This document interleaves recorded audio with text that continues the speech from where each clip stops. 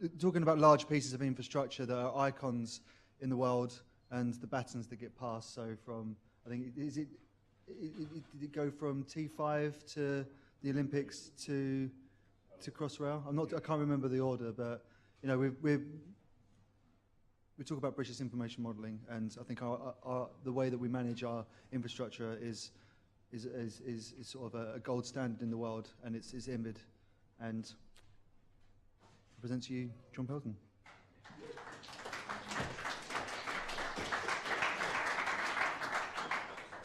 Thank you. Can everybody hear me? I hate these things.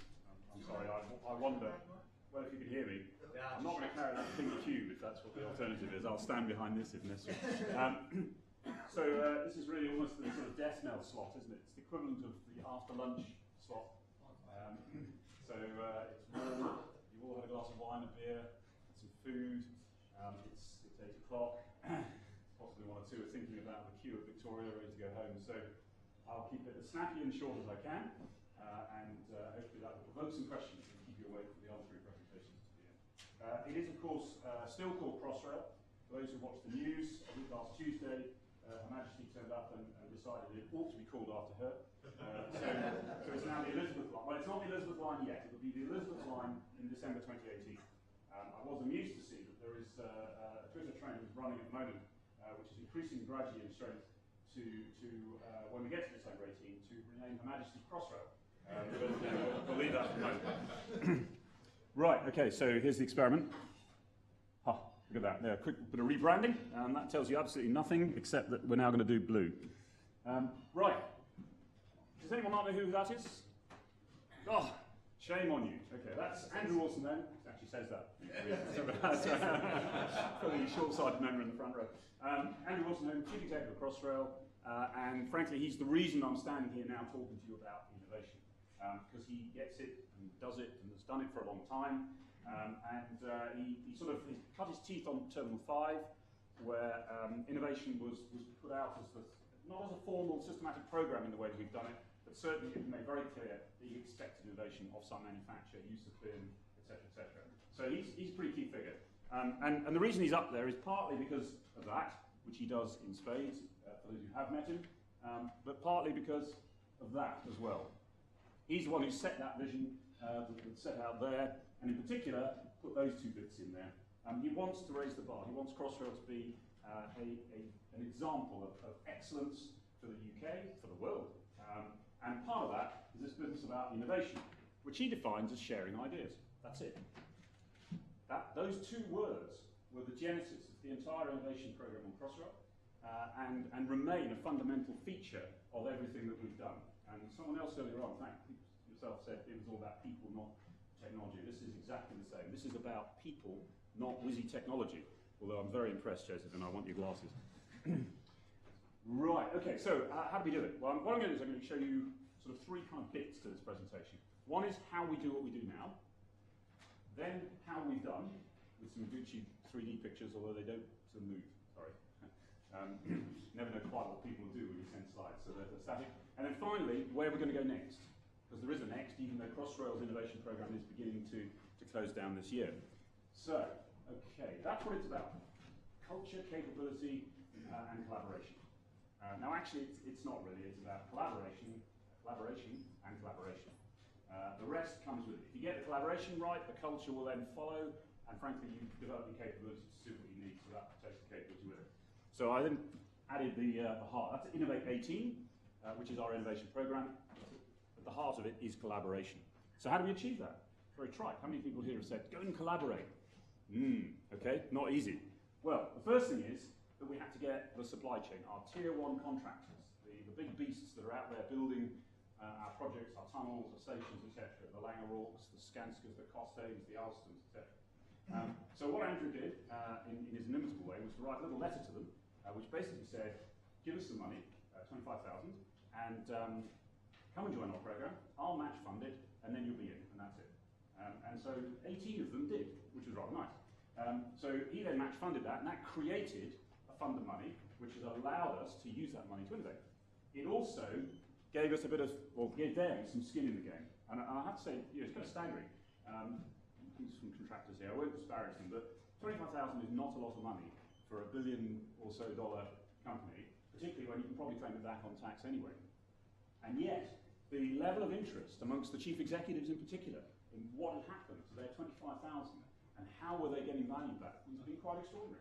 And delightful, I have to say, because it's enabled our program. But that's not enough. Just having the chief executives in and playing is great, but there's 18 of them. We had 14,000 people on Crossrail, so what we needed was this lot. So I'll explain this diagram. The innovation team, the top box there, they're mine. I have 4 people, okay? £15 billion program, 4 people. Clearly that's stretching them a bit. So the way we did that was to take them out into the field, out onto the projects to go and find innovation champions, which they did. Innovation champions are not signed up, paid up people. They're already doing a day job. They're project managers, they're site engineers, they're supervisors. In one case we had a scaffolder. There's about 140 of them over the program, the whole program, and they go out and proselytise and get the innovators in. And at the peak we had about 1,000 innovators, people who logged on, used the site, came to forums, actually contributed to the innovation program. So that was the collaboration. So by then we'd got everybody involved and everyone working. That kind of set the behaviours, because to get that lot working together, bear in mind we've got joint ventures all over the shooting match, different sites, different contracts, different skills, different types of construction. To pull all that lot together needed a bit of activity. That's where the champions from the team came in, setting up forums, encouraging sharing. We set the mantra as pinching with pride, pinching with pride from the health and safety team, and that is about, and it's a bit trite, but it's about getting people to accept that sharing is better than protecting, which is not often the case, I have to say, and took a little persuasion in some cases. However, we got there. We set some themes, that was quite important, although when you read the themes, I'll challenge you to find anything that any of you does in the construction industry isn't in one of those 4 themes. So they're quite generic, but they're good enough, and it made us feel as if we were focused on something. That produced some ideas and innovations. Actually quite a lot. We've got over 1,000 innovations sitting on our database now, of which over 300 have been shared, and shared simply means that someone's opened it, used it, and done something with it. And of those, about 150 we've invested in, and I'll come back to that in a second. We have an innovation management system, an IMS. It's very simple, it's very basic, it's a very simple relational database with very few bells and whistles on it. It just does what it says on the tin. It's cheap, it works, and everyone's happy with it. And then a bit of governance, because you've got to make this all work. We've got to have an auditable system for saying how we've spent the £800,000 that we've accumulated. So there's the funding coming in, there's the ideas coming out. The Crossrail Innovation Working Group, which I chair, chooses the ones that go forward. The Innovation Forum, which are non-executive for innovation, Terry Hill, ex-chairman of ARAP, chairs for me. They endorse it, and bingo, it happens. And there we go. Hopefully, we get some value out of it. And that can be pretty quick. That cycle can take 6 months, but frankly, we've got enough delegated authority to turn around to someone who says, I've got this great innovation. If we think it is great, here's £10,000. Go and try it. Go and buy the bit of widget or the equipment or the material or whatever you need and do it. So that's the concept. Excellent, good. Right, so how did it work? Well, here we are. Of course, Crossrail, as you are probably aware, started before the iPad had been invented. I know quite a lot of you don't understand what the world without an iPad is, so we're now talking almost pre-history, and if you can remember that far back. So actually 2009, if for those who are... our innovation program kicked off 2012 when the thinking went on. We were helped by Imperial College, their business school, who did a lot of the theoretical stuff for us and helped to produce some really cool stuff, including, oh there we go, the innovation strategy, which is available on the web. If you go to the Crossrail website, you can find your way to it. I would like to get paper copies out, but unfortunately we've now run out, and we're not print any more because it's almost at the end. So you can get the electronic copy. And then we ran a little pilot. Now this chart that you're going to go, what on earth is that? Okay, so you've got time base here, yeah, and then total number of innovations here. We had a little pilot, and they didn't innovate much. But all we did was prove the systems, okay? I'll keep that chart and keep popping up. So next we move on to the main running of the program. This, by the way, of course, is the first such program ever run. So everything the guys were doing, and I didn't join the program until here. There. So I can't take any claim for what happened at the beginning, except that I think they got it right, which, considering that it was a complete prototype with no precedence, is not a mean achievement. Anyway, so we moved into 13 and 14. We we start running it, we start developing some innovations. That's what the curve now looks like. I have an interesting anecdote here, which some people here will appreciate. You notice it goes very, very flat for a long time. So, you know, we were sort of throwing sparks into the fire, but nothing was happening. And then suddenly here, it dives up at almost the highest rate at any stage of the program. You have to look at that's January 13. This is late spring, early summer. And we didn't sort of twig or think about this too hard, but what happens, of course, in early summer is every year is that a whole bunch of graduates appear. And so suddenly the program was flushed with young graduates who didn't have wives, children, dogs, husbands, houses, cars, life insurance worries, whatever it happened to be to think about. They had nothing in their evenings except beer, booze, and sleep, or possibly just beer and booze.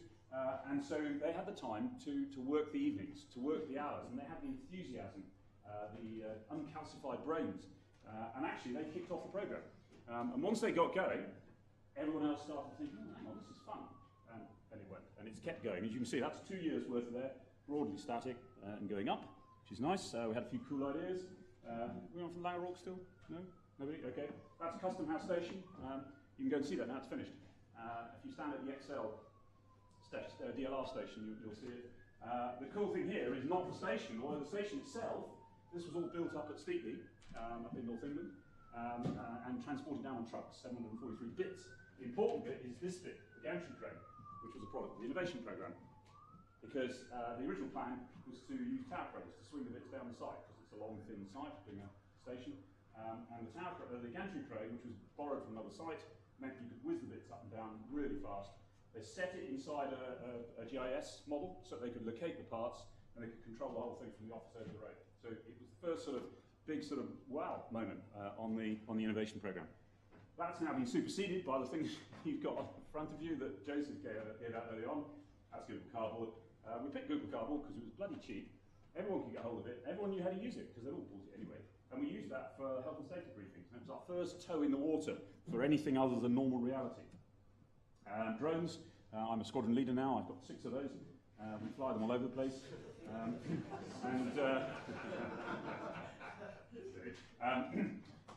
We also won an award, which was nice, the NEF Public Sector Program Innovation Program Award. And we produced some papers and did that sort of stuff. So, you know, fired up and up it's running. Then we got to 2015, which was last year, as you probably remember. And you can see we're still innovating like mad, which was really good, because at this point, my team were beginning to pull back a little bit, because we had to start thinking about the future. So actually, it was really nice to see the innovation rate continuing, because it meant people had picked up the habit. This is where we start moving into the 3D world, because one of the problems early on was we got quite a lot of bling.